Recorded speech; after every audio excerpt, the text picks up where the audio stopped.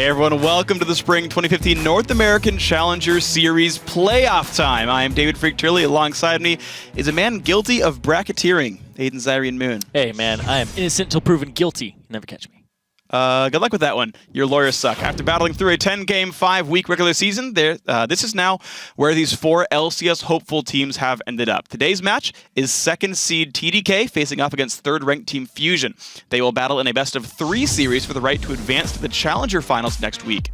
And tomorrow's semifinal match features first place enemy eSports as they take on Final 5. Whoever places first at the end of these playoffs will automatically enter the NALCS this summer, replacing Team Coast.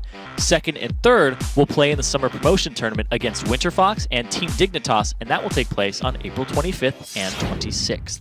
And of course, the season's almost over, but don't worry, there are still tickets available to become a member of our studio audience and see the newest NALCS team next week. The Spring Challenger Finals take place on Wednesday, April 8th, live on the LCS stage here in Los Angeles. Just go to lolesports.com/tickets to get your seat today. Now let's focus back on today's best-of-3 matchup. It's about to begin, and it's Team Fusion going up against TDK. Now, when you go into the brackets, you get side choice. TDK, we're the higher seed, they get side choice in games 1 and 3. Team Fusion got side choice in game 2. Well, TDK chose red side and Fusion chose blue, which means all 3 games are Fusion blue and TDK red. Yep, so that's going to be the 2nd seed TDK and the 3rd seed Team Fusion here. Right. Last time they met, they went 1-1. So this is a match that's a lot closer than a lot of people would make it out to be. I don't think there's a clear favorite here. And so interestingly, I'm looking at the stats. Both teams won when they were blue side, so maybe that's going to be crazy. I don't know. Either way, let's check out the starting lineups. We're going to start with Team Fusion and their top laner, Chunky Fresh. Now, Chunky Fresh has been playing primarily best on melee champions. His Scion is #1. His Aurelius is his go-to afterwards. When those get banned out, he goes back to Lulu. The only other champion he's even played was a single game of Gragas in the very last game of the split. Otherwise, mostly utility bringing top laner. Yeah, he's utility, but he also has a little bit of a carry style. He's 3-1 on Aurelia, and that one loss was when they didn't have an Nintendude in the jungle. They had a wild Mimo in that first week. Yeah. It's also worth pointing out his CS differential at 10 is +8. That's actually usually from them lane swapping a lot. And who else talk about in lane swaps, but their jungler Nintendude X. He's also had a very big, I would say, improvement in style this year.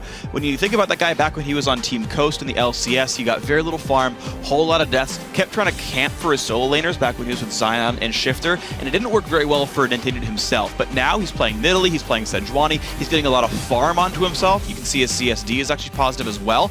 And I actually really like how Nian's playing this split. Or Nintendude's playing this split. It's always hard. Their names are so close. But he's also been very adaptable, too. He used to be like Elise only guy in the jungle. He's immediately expanded to Rek'Sai, picked up the Nidalee when it was good, and now he's migrated towards Sejuani so quickly that the fact he's picking up these champions at such an alarming rate is a big strength for Team Fusion. Yeah, he was playing Sejuani before it was cool in 5.5, but she's always cool. Yeah. Freljord. Unless you're playing Bear Cavalry, much less ice in that one.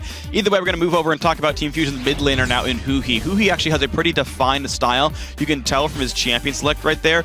A lot of assassins all day, every day. Yeah, and he likes to split push as well. This is a guy who, even on the LeBlanc, he tries to split push to create pressure. And sometimes it costs Team Fusion because they're very team fight oriented around their AD carry. That's true. Well, we'll see if that's going to work out, though, here with Huhi. Next up, though, you talk about their AD carry. It is the Intanso. That's actually the player I want to talk about. You can see his scoreline is ludicrously good. 60 kills, 24 deaths only. Pretty low margin on that one. Good participation. Pretty high CSD, which is interesting because he's almost always lane swapping in these matches. He just kind of wants to get to late game where he can farm. And this is a guy who prioritizes getting farm on himself almost above everything else. And he's routinely ending games like 80, 100 CS above his opponent. Yeah, he's a big force for Team Fusion and usually what they pile a lot of resources into. Like you said, usually lane swapping, usually trying to get him to that late game. And he has the best team fight positioning out of the challenger scene AD carries. And because of that, I really like him on champions like Sivir, where he can bring sort of utility to the team and yet still has a good damage threat because of his farm. We can talk about his lane mate now, though, in Trance. And Trance has actually been really good. He's the newest member of this team. He got picked up to replace Glebe from the expansion tournament. And Trance has actually been really good. He's had to synergize with Nian over the course of time, but largely been a really good pickup with this roster. Yeah, having those engage type supports are really good for him. He's a guy who even plays solo Q Scion support just for the engage. Also, his Alistar scoreline is 0-0-28. Yeah. He's played it twice. So his performances on these types of champions is he goes in and he tries not to die because he's peeling for Nien after he starts the engage. Yeah, it's been pretty good, and honestly, I do like this Team Fusion lineup. They seem very strong overall. But we're going to, talk about both teams here, of course. Starting out on the red side in all three games, as we talked about their picks earlier, is a team that actually hasn't played with its starting roster in a couple of weeks now, and that's TDK. They played week 5 with some subs, and of course, there was that week break as well. With IEM Katowice. But in the top lane, actually, I guess we're going to start with Kez here in the jungle, actually. Kez is actually another player, I think, like Nien, who's changed his style a bit. He's been a bit more farm-oriented as well, playing a lot of Nidalee in the recent history. He's still a bit down on farm. His goal still tends to be a bit of vision control overall.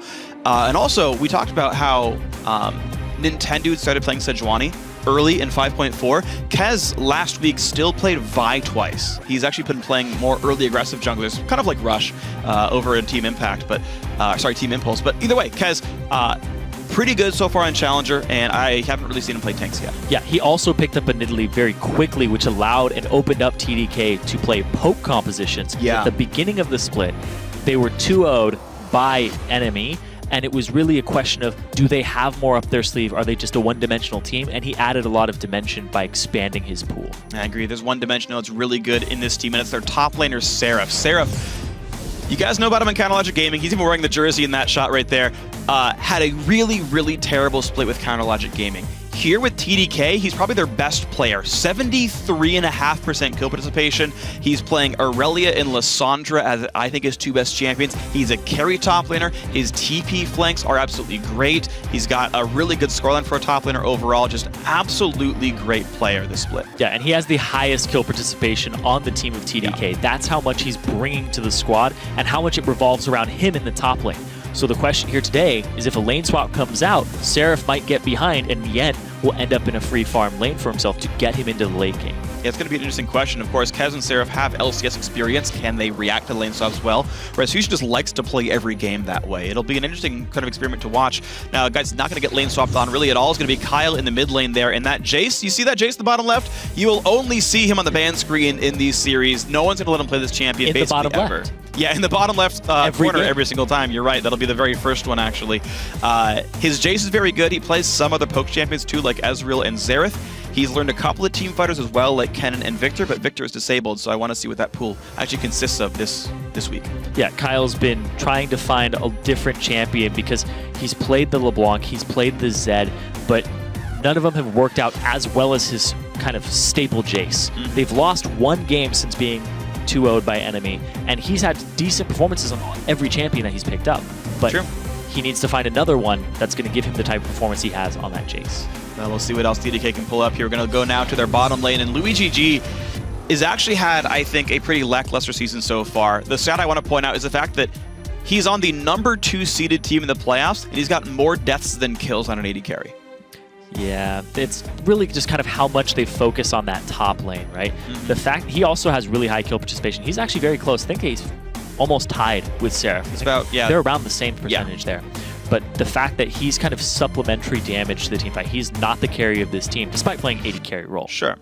I was going to see how well his utility can stack up, though. We're going to go now to their final member of the roster, Smoothie on support, the newest member of this roster as well. It was going to be Con Quan in the preseason, but they decided to go with Smoothie here. And it's kind of tricky for this man because he is the only non-Korean speaker on the roster. TDK plays in Korean. Thankfully, Kez speaks English and Sarah speaks some. They can translate for him a little bit, but he's kind of playing very much outside his native tongue, and yet even still he finds a really good sort of gameplay throughout the team. Yeah, he's playing a lot of Sona, a lot of champions that have lane presence that help LuiGG get through the laning phase. And if you were looking at those stats very closely, we have the CS differential at 10. Mm-hmm. Everybody on TDK, except for Smoothie, has a negative CS differential at 10. Yeah. And then if you looked at everybody on Fusion, everybody has a positive CF differential at 10. So when you combine those two, you're expecting, from at least a statistical standpoint and history, that they Fusion comes out with about a 10 CS advantage in every lane. That's true. We'll see if the early game lead seems to matter enough here, of course. The question for us as well is just TDK, what style are they going to end up playing? Are they going to get those poke teams in with the Xerath and the like? Are they going to just play big team fighters with Cannon and whatnot? And also just, I really want to see how that top lane matchup actually fares with Seraph versus Chunky Fresh, because I think that's the biggest edge I would give TDK as a team as a top lane matchup, and then see how they can abuse that. Yeah, but Chunky Fresh is no pushover either. No, of course he plays not. carry top laners too. He likes to have that type of impact on a fight, but he does it with more split pushes. You can see that his kill participation was around 57%, which means he's not grouping up for these fights that Nien's a part of. Nien has the high 60s. Yeah. Right? So Chunky Fresh is just a pressure creator on the map more often than not. Yeah. And the other question for me then is also, what Team Fusion shows up today? Which version of the team? The fun stat I like to say for Fusion is that they are undefeated in the Challenger Series on air. They're the only team to beat Enemy Esports. They did it on a Wednesday broadcast. Off air? Not so much. Yeah, off air they're 1-4. They've lost to every single team except for CLG Black, who was the last place team off air. So the question is, it's Tuesday, but it's on air. Which curse is going to be broken here? Fusion has to pick one. Well, they won on a Tuesday one time, though. Right. So I don't know if it's so much a curse as it is something that's against them. But the live broadcast one, I want to stick with that one. All right, live broadcast one it is. Anyway, Team Fusion, though, I'm surprised they're allowed to play that, but they already get Sejuani for Nintendo X. We are, by the way, on patch 5.6. Bard and Victor are disabled due to bugs with the champions. Bard's been fixed on live, I believe, just not in the tournament realm here. And this is, of course, as well, the first day of games on 5.6. The European Challenger Series played earlier in the morning. Spoiler alert, Lowland Lions 1-2-0. Largely with some very good play, and we got to see now what these guys do in the patch. Yeah, and a Fiora top. That's true. Fiora top was great. That was a really impressive Fiora top from Morsu. But in NA here, the thing for me is, oh my god, okay. Man, all right, we'll go through things very quickly. The bans that came out, all 3 bans from TDK are at Chunky Fresh in the top. Yeah. All 3 of them. So they're trying to give Seraph the best matchup possible. And TDK also selected red side all 3 matches for last pick, and I assume it's for Seraph to have a good matchup in the top lane to know what he's up against. Well, right here, though, if you're TDK, you got to pick your top laner here because you already know you're going to be facing up against a Rumble. I am a little bit sad to see that TDK banned Aurelia away. I get it. Again, it's a ban away from Chunky Fresh, but it's one of Seraph's best champions as well. And Fusion is kind of putting together a team fight comp right here. It's fun to see the Urgot come in. Of course, we've only seen a couple of Challenger games since those Urgot buffs, and these guys clearly care about it. But Sejuani Rumble is just such a scary team fight presence. Yeah, the fact that those ultimates layered over each other can just win you a mid-game team fight, even if you're behind, because Rumble does not need a lot of gold to be effective. Nope. Just 2 items, including the boots, and you're fine. That's true. And even still, though, if you do get ahead on Rumble, as we saw in the TIP versus CLG game 2 days ago, you can just straight win your lane if you're ahead. Yeah, you just melt people with Flame Spitter. It's really easy. TDK, though, they want that matchup to be Mundo. Pretty melt-proof, I would say. And the Ezreal actually makes for an interesting flex pick because that could go for Louis GG or it could go for Kyle in mid. Yeah, they're coming out with these picks very, very quickly. You can see the team fight presence on Team Fusion that's already been drafted. Then TDK, they got ways to start fights. We have the Rumble in the top lane up against the Mundo from Seraph. Now, Mundo for Seraph, he became an unkillable beast the last 2 times we saw him on this champion. They also, Go ahead. Yeah, they also played it with poke comps. Exactly. Nidalee's still up, and they didn't go for the Nidalee. They went for the Rek'Sai instead early on. Well, she's still got long-range AP skills, you know, shoot her from underground. I mean, and Ezreal's mid is there, so they're like... That was nerfed. That is no longer a viable build. I'm not saying you're supposed to build it. At least he has a poke skill. Luden's Echo, Prey Seeker... Have you done it? No, I haven't. I hope you never do. I'm relying on you to play well in games with me, by the way, so don't screw this one up. Team Fusion, though, last few seconds, and they pick a hyper carry. It will be Jinx, not Kog'Maw there, which means it is Urgot mid after all. TDK have to now pick, all right, is it Ezreal versus Jinx, or is it Ezreal versus Urgot, and then who's going to go on the other lane? Ezreal versus Urgot? I would not want to be Ezreal versus Urgot, by the way. I guess you could farm from Q outside of the E range. Okay, so it is kind of another poke comp here. Kyle loves Jace. Xerath has about the same type of pattern in a team fight, except for the all-in. Just the fact that he's poking and causing that pressure. Now, Fusion, they don't have a whole lot of burst damage. They're very sustained damage. And against this Mundo, if Seraph gets the point that he was in the previous games, it's going to be kind of hard to take him down. Yeah, I'm looking at sustained damage. I mean, Jinx, as long as she keeps up, and Nien is known for a player that's always going to get his farm, I think you can stay kind of on curve, and especially if Fusion do lane swap, he can stay ahead of the curve against Seraph, and it'll make life difficult. You've also got you know, armor shred coming out from Huhi. You get a black cleaver later on as part of his core build. I actually do think Urgot Jinx allows you to crush tanks pretty reasonably. Leandry is a common item on Rumble. Sejuani is going to be able to build you enough time. I actually do like how that comp's going to work against Seraph. I like both comps, honestly. Yeah. I feel like the Fusion comp is very Wombo combo-y. Jinx, Sejuani, you have your way to start the Leona fights. too. Rumble, Leona, right? Like these are great. This is a great draft for them. And then Huhi just picking the Urgot. That was a blind pick Urgot. It was. That's how much confidence he had in the fact that Urgot can win this matchup regardless of what it is. Yeah, it's going to be interesting to see. TDK, their defensive tools pretty much rely on running the heck away and hoping Annie Tibbers, or at least her stun passive, buys you enough time. I think it will be difficult for TDK to disengage, but as long as they can keep the rest of Fusion at arm's length, it will work out. But that's the big test here. Now, guys at home, we want to know who you think's going to win the first playoff match this spring. Tweet at LOL Esports with either hashtag FSN win or hashtag TDK win, and we'll check in with your votes in just a few minutes.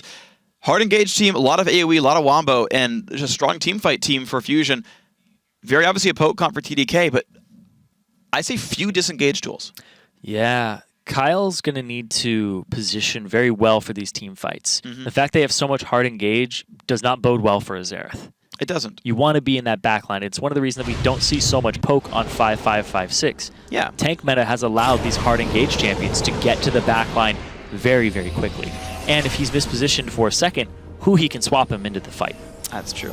It is interesting to see, like, I do want to, like, by the way, I will preface that I say I agree with you, but it's a very rare situation that will happen. Well, I'm more saying that, like, not about the Urgot, but about the jungle champion pool. Like, Nidalee notwithstanding and Rek'Sai notwithstanding, like, Vi and Jarvan are still, like, these backline reaching bruisers. Like, they still have the ability to get there and be like, hey, I'm going to lock up your Xerath, deal with it. But I guess Sejuani just locks up more and from a safer range. They don't stand there and be a presence and soak damage as long.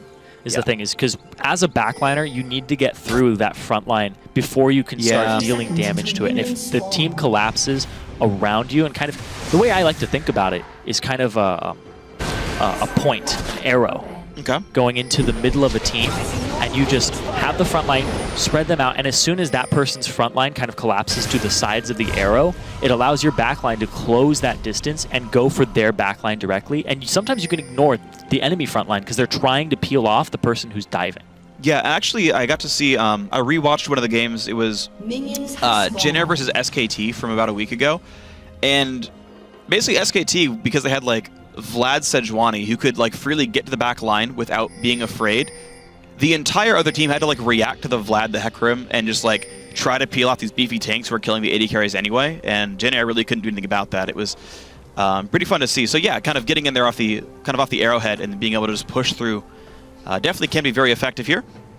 Fusion are going to be starting out with normal lanes. Looks like the same for TDK. TDK, though, are going to be doing Gromp for themselves.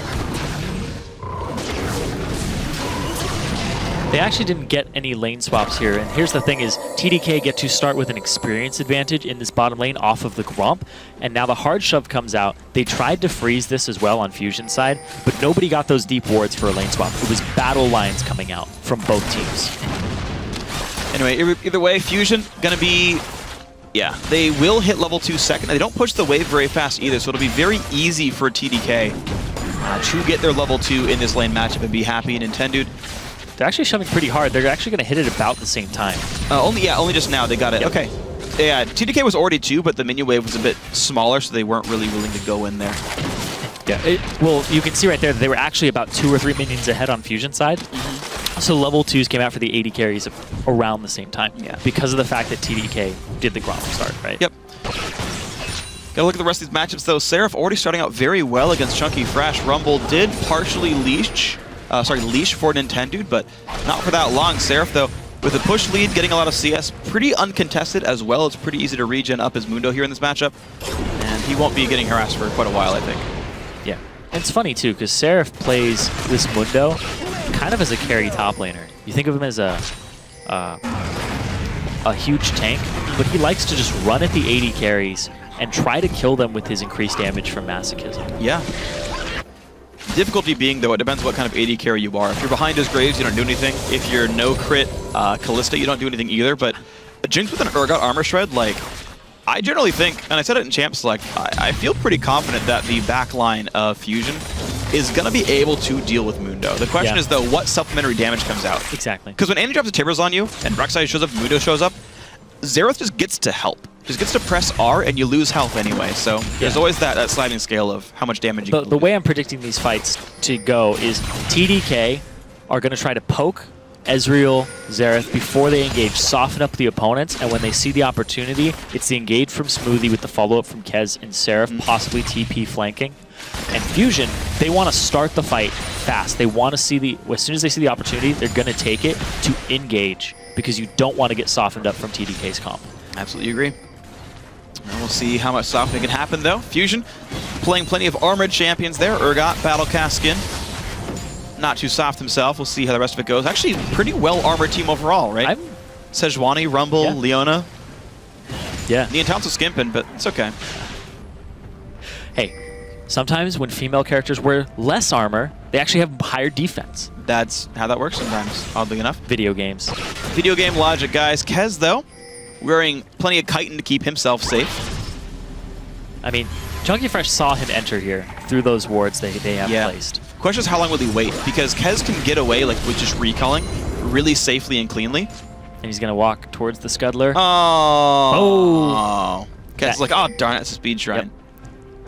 That decreased range. So you can actually still, on 5-6, you can get around it from the ramp. But you can't go through it in any way, shape, or form. Yeah. So you can sneak in basically from top lane to blue buff. Yep. Or bot lane to blue buff on the other side of the map. But that's the only route that's actually unnoticed. Speaking of bot lane to blue buff. Yeah, I mean, Nintendo saw basically Kez on that side of the map. Kez actually sticks out somewhat. Nintendo already smited, so he gets the Wolf Spirit, but Kez chasing him out, has smite himself for the Wolf when he wants it. And they will not chase Nintendo in as the Fusion bot lane pushed enough that the dual lane couldn't help. I'm very surprised that Kyle has not taken a lot of damage in this matchup. He's sacrificing CS to Urgot and Huhi to make sure that he doesn't eat these Noxian corrosive charges and the Acid Hunter follow-ups. Yeah, very impressive stuff overall, I got to agree. Every time that cooldown seems to be up, you're seeing very smart play by Kyle to stay safe. And any harass that does come down, though, Huhi, with the Flask start, really not taking any damage here. At least any meaningful damage that sticks. So, happy thing for Fusion in the mid lane. Overall, the game sits at a very slight CS lead thanks to their mid and bottom lane here, actually. But this is what to expect with the CS differential at 10, right? Fusion usually, even when they go 2-on-2 and don't lane swap, they usually have a CS advantage over their opponents. The thing is, transitioning that has always been a difficulty for Fusion. They get it to the late game, their team fights are good, but they struggle with closing the game out sometimes. So in the playoffs, if you want to make it as far as possible, closing out games is what you have to do. You have to win at least 6 games. That's true. You got to do a good job for this one. We'll see what these teams can do. Now, Fusion, they got to 4. 4 games. Yeah, 4 games. I was like, it's not best of 5s, it's best of 3s. Yeah, either way, you got to win enough games to go in, and if you can only win a couple, then you go to the promotion tournament, and you got to win a BO5 there. So you got to watch the scaling too of the enemy team, especially when you're put on a timer. So Fusion like late game comps because it allows them to, if they struggle at closing out the game, they at least are still scaling. Yeah, they'll always be able to win a team fight later on in the game, and that's a nice thing to fall back on, is that you just don't feel pressured to make plays. And of course, sometimes you can feel pressure from your opponents, but so far, Kez in the fighter jungler, Nintendo on the tank, Nintendo hasn't felt pressured all game. It's been a really safe road for Sejuani. He's level 5, not far from getting the ulti. Yeah, as soon as you get that Bomby Cinder, the Bammy Cinder pronunciation, still in the works, either or. The thing is once you get that item on Sejuani, she actually becomes a bit of a duelist in the jungle. You can't really bully her out as easily as you used to in the past. Her weakness is kind of covered by that. Yeah. She gets good damage output, significant damage output when you are in base contact with her. Yeah, and basically the first 2 clears getting a little bit easier helps that quite a bit as well. Even goes for Rangel's Trailblazers to make that one even easier, and Nintendo's got to feel plenty happy. Finishes the Cinder Hulk 8 minutes in. Not a bad clip, I gotta say. He gets the blue buff without any problems at all. And Nintendo, he's 6. He's got a Cinder Hulk. He's got mana. I'm gonna see him gank.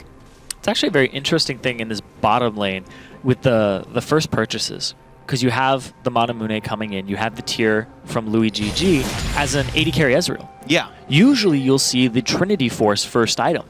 Because the build-up to it is safer in lane than a tier. It is a little bit, but basically, I find... But you have to buy a tier now if you're going to buy it. Yeah, you got to buy tier first, you're going to buy it at all. And you actually really want to make sure you can back for tier and pickaxe. And thankfully, he had enough farm, even though he was down a little bit, that he got to basically use the BF sword recall timing to get Smoothie 6. tier pickaxe. Yeah, there's kill pressure, but it's going. Smoothie going in on Nian Tanzo, half health. Ezreal comes by, but flashed by Nian, and out goes the team. Both junglers are here. Great flash in, the counter engage, first blood goes to Louis GG, but the counter engage gets Nian one back. He's got a red buff here. Ulti comes in, but they don't keep chasing. Fusion on a mixed call there.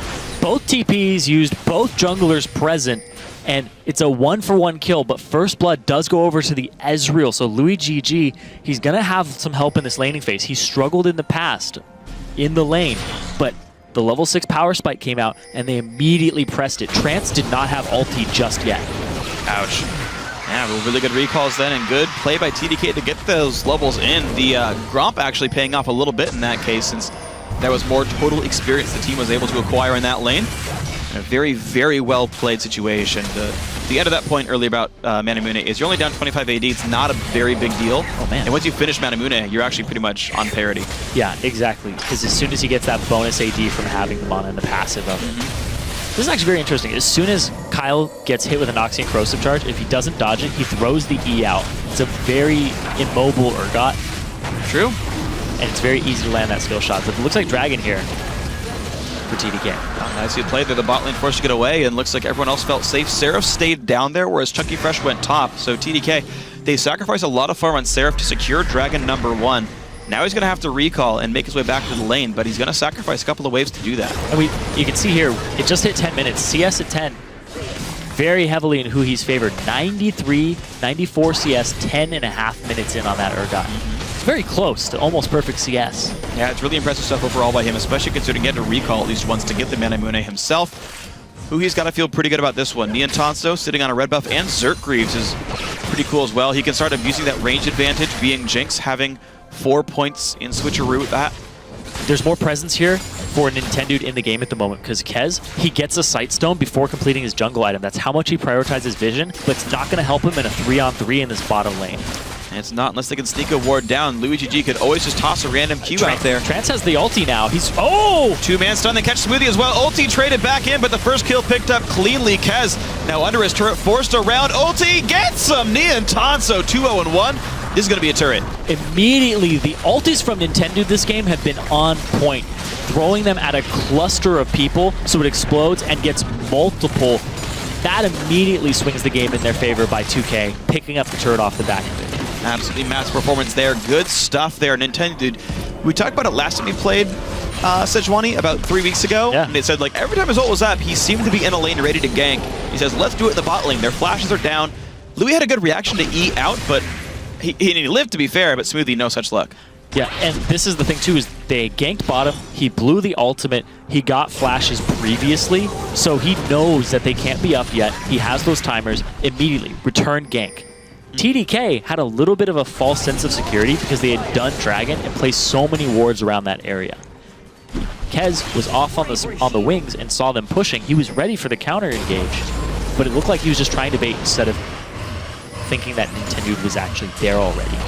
Yeah, really, really great stuff then. So Team Fusion, their early game lead, they don't have to lane swap. They can go straight 2-on-2, and they win that duo lane really cleanly. Giant amount of items on Nian Tanzo, and they trade him to the top lane here. They're sneaking in. Knock down turrets and maybe get a kill. They're trying to sneak their bottom lane into this top lane.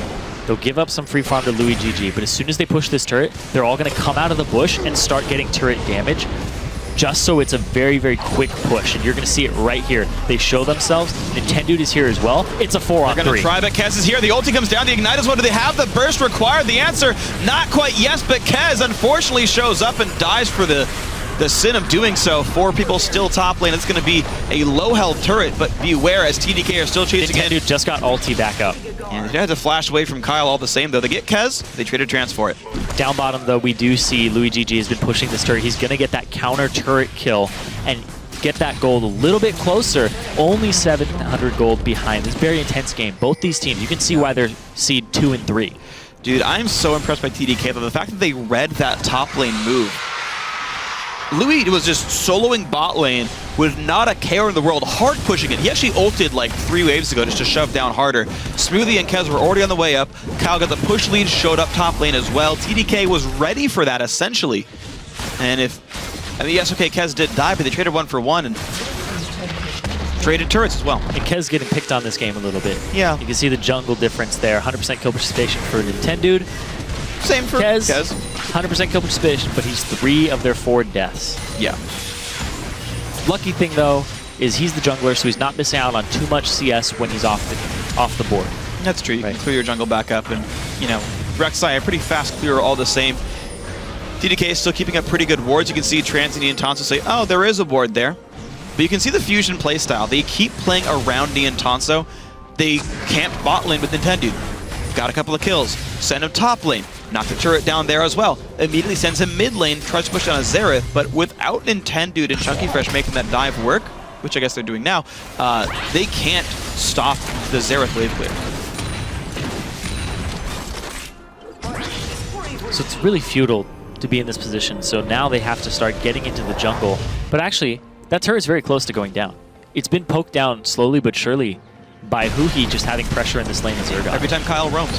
It's actually a large reason why. So we're going to see if they can do that one more time. A quick recall for Kyle. Get some Sword Shoes and a Morella Namicon. Seraph was already sent mid to get the wave pushed out first so that they weren't under pressure. Looks like Kyle does that pretty well. And of course, Seraph helps make sure that's the case.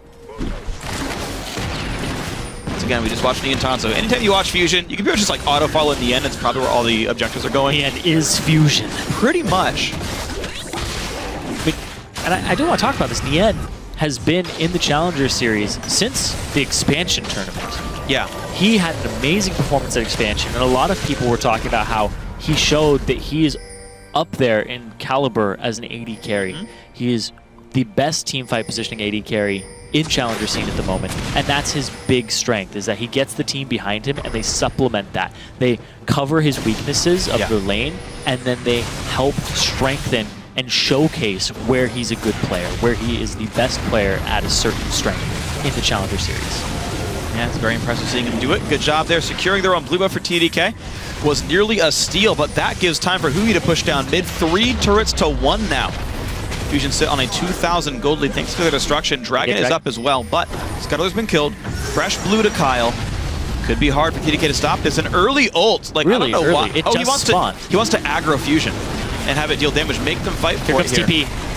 And who's going to win this battle, though? They jump right on it. Kyle, swap him in, and the poker has been poked out. Kez, very low as well, gets exploded. 3 for nothing on this fight. Not the kind of battle TDK wanted. That TP immediately told them where he was coming in, but they had focus on Kyle. They got in there, they got the ward coverage, and they immediately collapsed. I said at the start, they has to watch for the swap. You always have to respect the flash swap from Urgot, and it came in right onto that priority target. You can't cleanse that. It's a suppression. Yep. Got suppressed pretty hard. You could see Kyle brought cleanse because he was afraid of Sejuani. Nintendo didn't even ult in that fight. They didn't need it. Big slow coming out from Rumble. You'd have to flash away from that one. Good plays. Fusion, they don't chase anymore. It's still early in the game. 17 minutes in. Nothing else to push for the first little after that battle. Get there on Dragon. They get a 3-kill lead, but that's all. Fusion have just been picking up these team fight kills. The thing that TDK needs to do is soften them up when they group up in Siege. But it's getting to the point where Fusion just has so much engage power with the Sejuani, with the Leona. You have to dodge so much and position so that you can clear waves, but not get engaged on. And it's very difficult to do, even with a Xerath. It really is, but you can just see the Siege attempt there. Ulti brings Nian very low, and that's the power.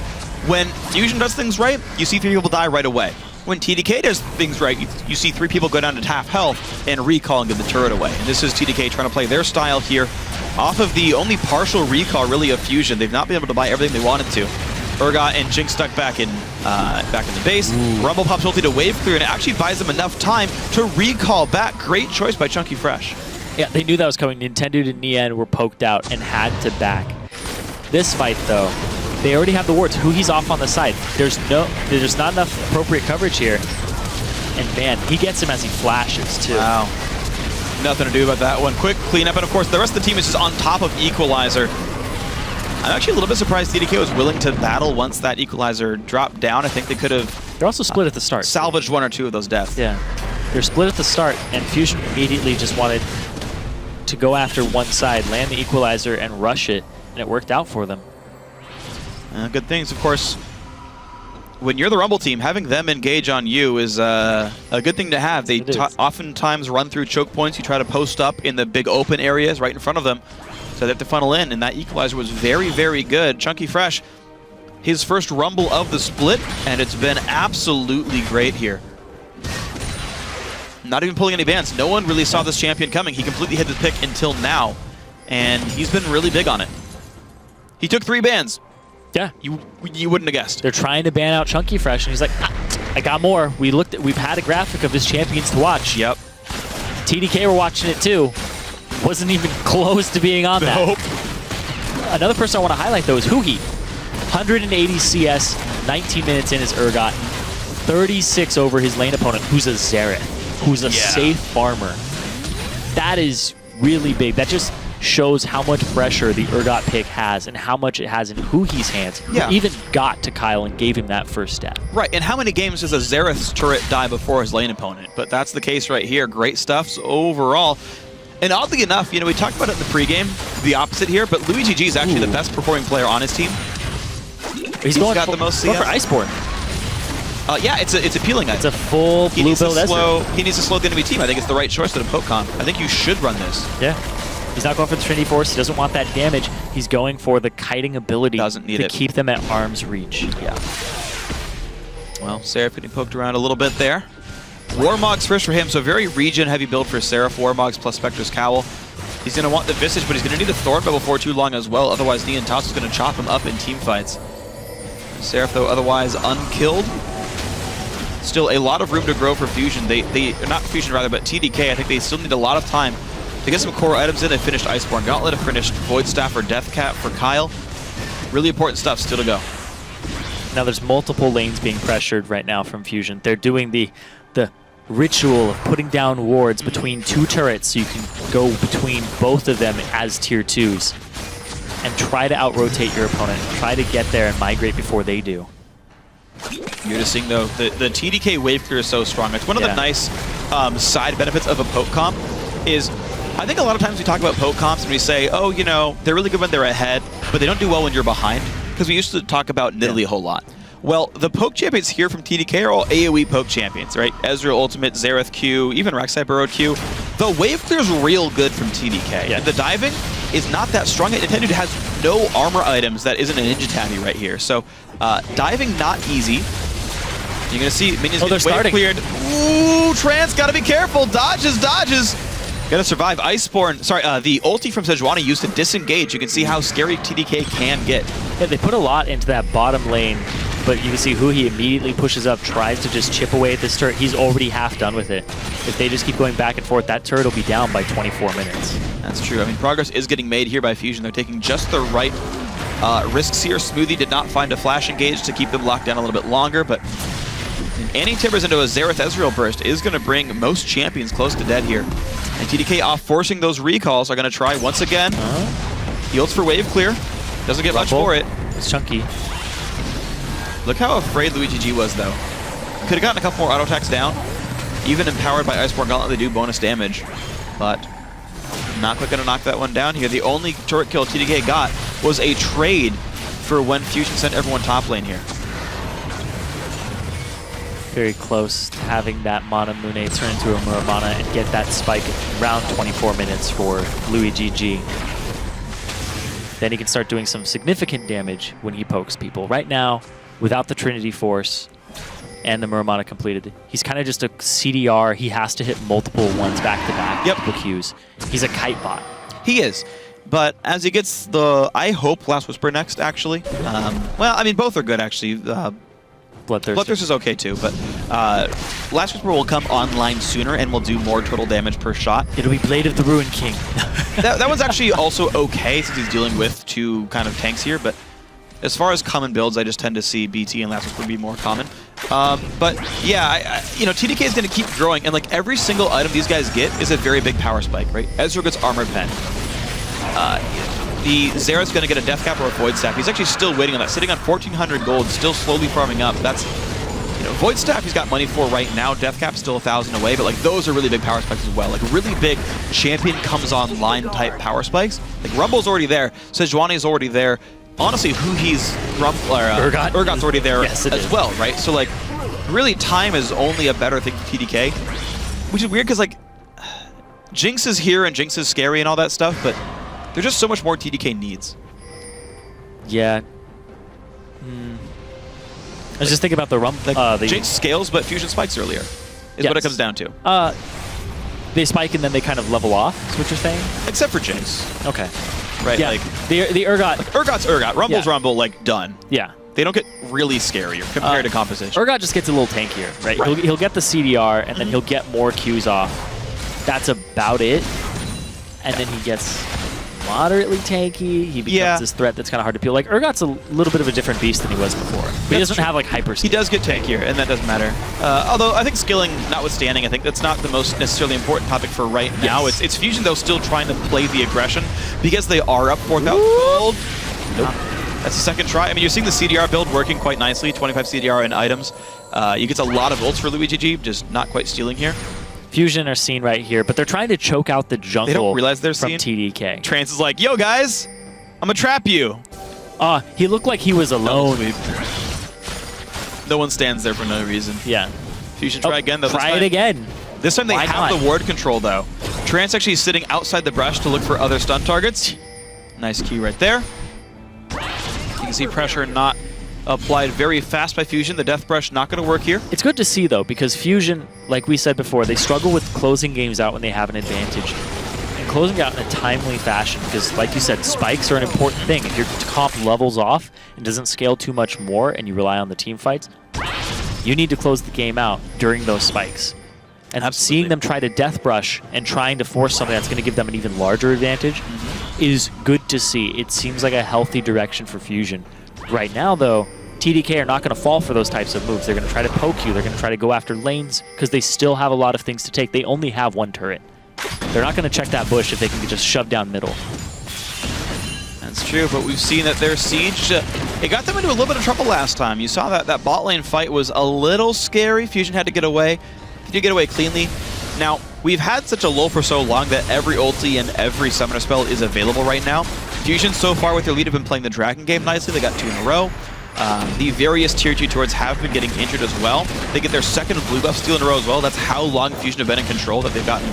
Actually, no, the prior one did go to Kyle, I think, but it was contested. I don't remember anymore. But either way, Fusion really starting to take control of the jungle. They got the red buff and the blue buff from the enemy jungle. They got the last 2 dragons. They still have yet to sacrifice more than 1 turret. Okay. The question is, what does Fusion do with their advantages, essentially? Well, they don't have the wards up on TDK's side just yet. TDK's a little bit blind around the map inside their own jungle on both the north and the east side. So right now, Fusion actually has priority in those areas. Yeah, and of course with Fusion having engage power, TDK with their primarily squishy lineup, it's very hard for them to get around the map and not get punished for it.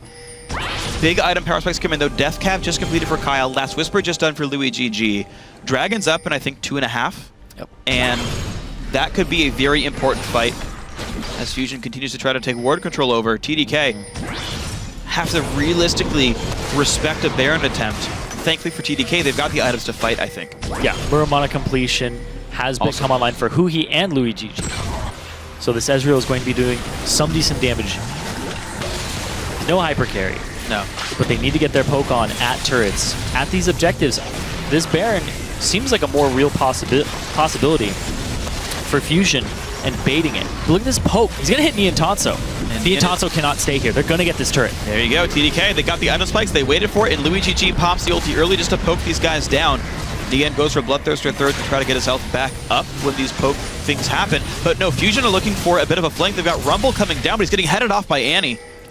If they get caught out, it's going to spell disaster. Niantanso's not there yet. And Fusion suddenly have to play a lot more defensively. TDK, they're starting to get pink wards in their own territory. You see one in front of the red buff. You see one near their blue as well. In TDK, since they say, okay, our comp came online, let's start taking map control back. Fusion unable to get more than 3 turrets and 2 dragons from their early lead. You know, I don't know if it's going to be enough for them to hold on to this advantage. And it's only a 3K difference now. after that turret take, after the wave clear, this next dragon is going to give the movement speed to Fusion, and the movement speed cannot be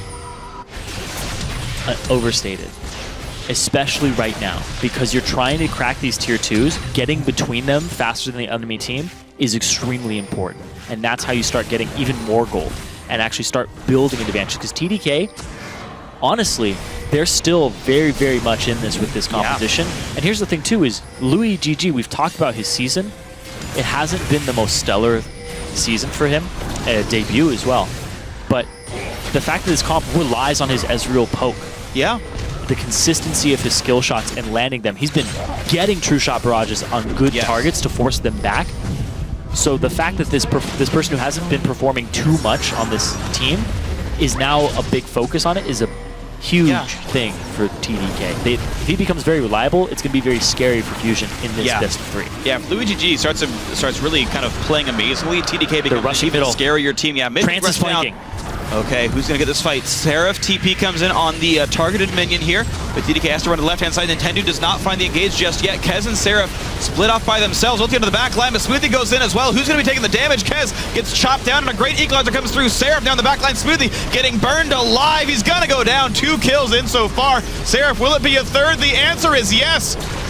Louis GG now forced to run away with Iceborne Gauntlet, but the flash swap comes in. 4 kills picked up. Fusion with a big lead off that fight, and looks like they target Baron. And a big misplay from TDK. You set yourself up to be flanked by the team fight comp as a poke comp. They're going to get Baron off of this. And Trance finds Kyle Sodas, who he should be a quick kill onto the Xerath. And that is an ace kill credit going over to Trance. 30-minute Baron. Fusion find the team fight they were looking for the last 10 minutes. And they find a handful of tools to help them get more turrets to start closing out the game, because they've meandered around. They've gotten 10 more kills than their opponent, but they haven't given any up. They've given up small objectives. And this fight, perfect collapse by Fusion. Nintendo ultis the back line. Smoothie ultis the enemy back line on Fusion, but there's no damage follow-up because Kyle and GG are stunned. Yeah. And that's the big thing as well, is just sort of considering the various classes of the champions being picked up, fighter jungler is going to have a much harder time in general team fights. Like, you can see what Sejuani was able to do that Kez on Rek'Sai was not. And I mean, just a very, very good team fight by Fusion. Now with Baron buff on for the next 2 minutes or so, the melee minions getting, I think it's 75% damage reduction, will be from champions specifically, will be hard for TDK to clear away, and it means that Nian Tanso in that rocket form can keep chunking these turrets down. And you were talking about the fighter jungler of Rek'Sai not doing too much. It's a little bit that he's behind, but also Rek'Sai in the current meta is an early game facilitator of lanes. You have to gank your lanes early on to give them advantages, and Kez went for the early sight zone, prioritized vision, and Nintendo got 6, wasn't harassed in his jungle, shows up to lane on cooldown of his ultimate every time to affect it and give Nian Tanso the core point. Oh, speaking of ultis. Well cleansed for Kyle, but the damage still coming through. The backline fight comes in and Smoothie gets dropped down. Seraph can regen, but so what? There's no damage left on the roster. Maybe not though. Trance forced to dodge, gets away from all of them. It's going to be a living Leona here as the second wave minions come on in, and TDK forced to just play wave clear. Yeah, TDK, after experiencing this game and the way it's been going, I have to think that next game, they're not going to throw 3 bans at Chunky Fresh. There's no reason to. He's 4-0-4. He's one of the best performers on the team here. You got to ban Sejuani, and especially the fact that you are red side every game for TDK. Yeah. They're going to first pick it every game. Right, he can get whatever he wanted here. Yeah, so I think Sejuani ban, you're absolutely right. And I think Fusion should literally first pick that no matter what is left on the table. That is the #1 champion for them, I believe. Nintendo went on LOL Esports and gave a quote on an article about how good Sejuani was. Right. He's like professing to the world. Like it's like amazing before Season 4, saying, guys, here's my champion pool. Yeah. Nintendo's like, guys, here's in my opinion the best jungler in the game. You think he's not going to first pick that? Man, you cray. He always going to pick that one. Oh my gosh. Really? Yeah, always going to pick it. Okay. I wasn't a fan of Cray. I think that's just, it's just not, yeah, that's fine. I'll give it to you. Why not? I don't know. Why aren't you a fan of Cray? Anyway, being Cray, speaking of that. Yeah, who he? 3 levels up. He's 3 levels up over Seraph. Seraph taking, apparently we can see that Muramana better than Seraph Bit of a tier pun there. Nope. Top lane going to go down pretty easily. Fusion now just really splitting apart TDK. The 1v2. I don't know who's going to lose this one. He can win this. Yeah, he gets the first one.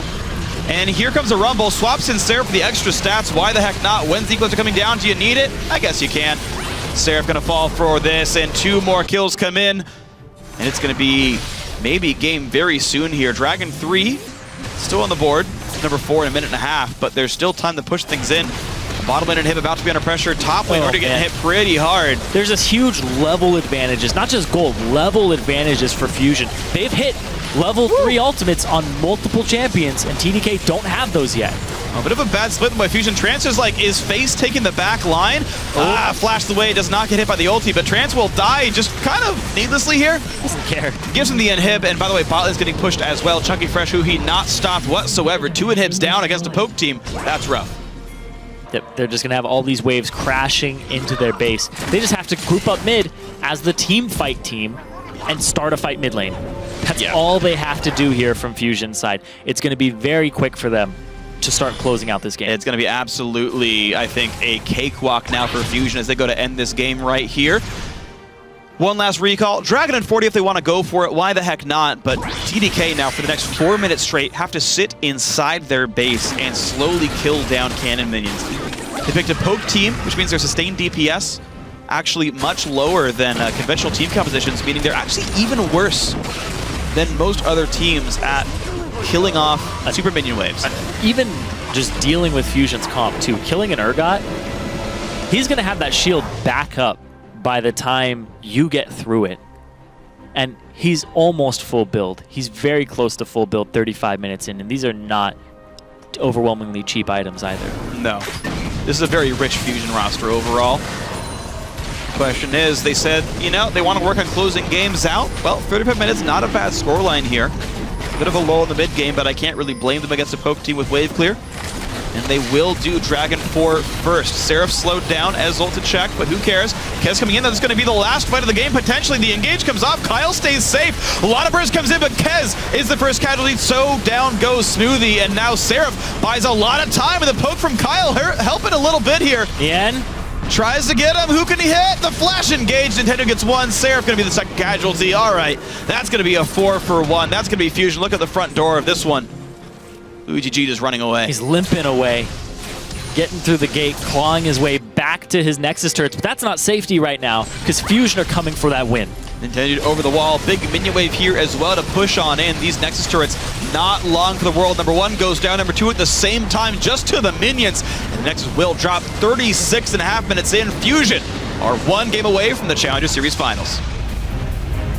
And this is a team that lost an expansion tournament. They were 1 game away from being in the LCS. That's true. They went to all 5 games in the expansion tournament, and then when I talked to them, they lost Mac Noon, they got Chunky Fresh, they lost Glebe, they got Trance, and they came together as a team, and they were saying, this is a team that needs to focus up and look at the next split. Yeah. So they stayed together through that with this core roster of theirs, which is great to see, because a lot of people after that type of thing fall out. They don't want to keep going. They want to go do other things, and they were focused and said, we need to practice. We need to work on our roster.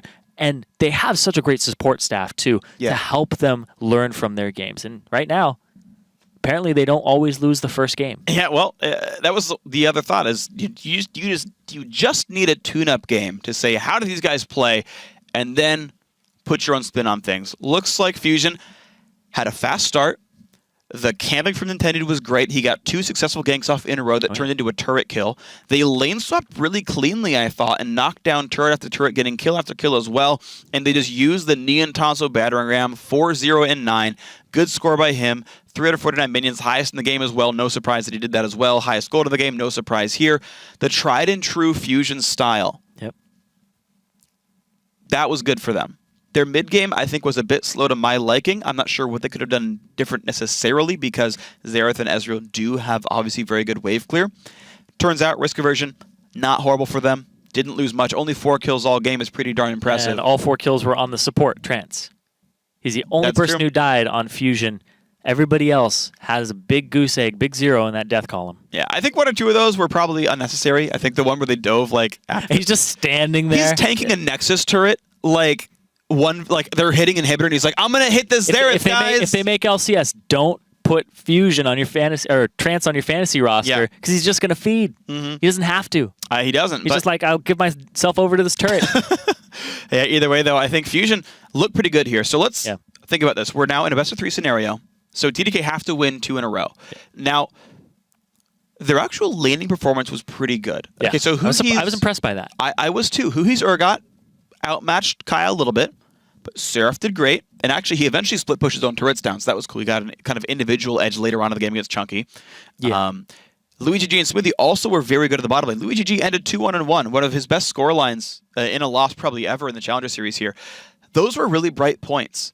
Kez, though, third game in a run of fighter jungler, post 5.5. I have not seen him play a tank yet. And if TDK are not going to get early advantages, why play a fighter jungler? Yeah. Especially someone like Rexa who doesn't have a lane. I was really confused because Nidalee was up and he had fantastic Nidalee performances that baffled me because he's just like, he loves vision control, and instead of getting a sight stone, he just places traps everywhere and he bullies the enemy jungler, which is Kez doesn't have that type of style unless he's on Nidalee. So it opens up a play pattern for them that punishes tank junglers, which you have to get them levels 1 through 5 in their own jungle and bully them around. And Nidalee's the perfect pick for that. Yeah. And I do want to speculate a little bit about picks and bans. I think Sejuani's not going to make it through. I think you have to ban that as TDK. And I think the Urgot was something they don't know how to deal with yet. So it's another thing you have to ban out. Yeah. I think another thing as well that's going to come in here is a focus on Aurelia. I do not want to see TDK ban it because Seraph plays it well. I trust Seraph to do well in lane against Chunky Fresh overall. And then you can create a situation where, hey, Chunky Fresh, first pick the Aurelia, or give that away to something else, right? His Rumble was good enough that first picking that shouldn't even be that big of a deal, but it lets Seraph play something he is good at himself. I think it's a wasted ban and actually a hurtful ban in some situations. We'll see what adaptations come in for Game 2, so as the players ready up for that game, we're going to take a short break. However, when we return, Team Fusion will attempt to reach the Challenger Finals with one more victory against TDK. Don't go anywhere.